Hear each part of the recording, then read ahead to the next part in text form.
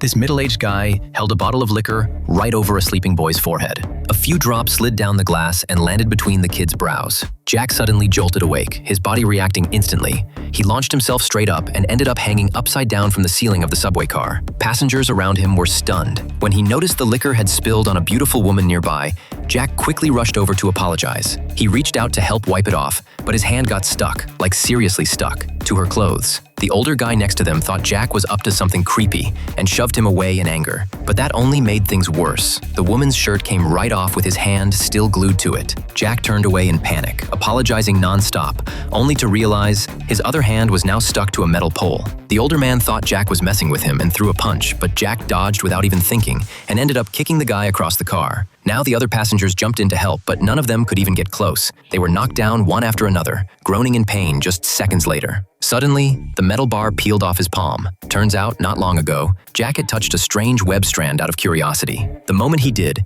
some kind of machine stopped working, and a swarm of spiders fell from above, crawling all over him. He freaked out and shook them off as fast as he could, then hurried away without noticing one spider had slipped into his shirt collar and sank its fangs deep into his neck. Back home, Jack felt weird. He reached up to his neck and found a web-like thread sticking out of his skin, with the dead spider still attached to the end of it. The next morning, he smashed his alarm clock with one slap. When brushing his teeth, he wrecked the entire sink area just trying to squeeze out toothpaste. Even doorknobs and faucets crumbled like tofu in his hands. He had no choice but to twist everything gently with just his fingertips. That's when it hit him. His body had changed. Not only did he have incredible strength, his hearing had gone off the charts. He could pick up spiders crawling or curtains rustling in the wind. Even the soles of his feet gained insane sticking power. Later, Jack climbed to the rooftop of a skyscraper downtown. He flipped upside down and stood on his hands, then dove straight off the edge. In that moment, he finally realized he was no longer just an ordinary kid.